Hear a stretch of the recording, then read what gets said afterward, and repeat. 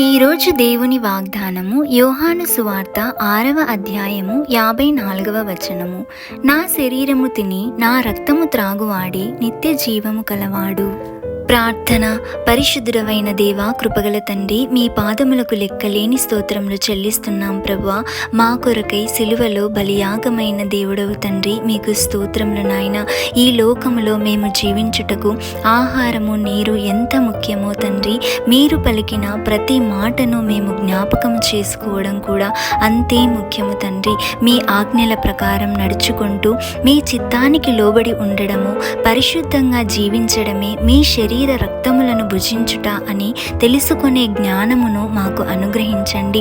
మా అందరి జీవితాలను నిత్య జీవములో శాంతి సమాధానముతో ఆత్మ సంతృప్తితో జీవించే కృపను మాకు అనుగ్రహించండి.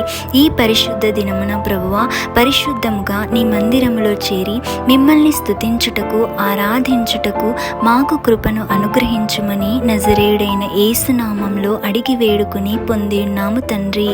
ఆమేన్.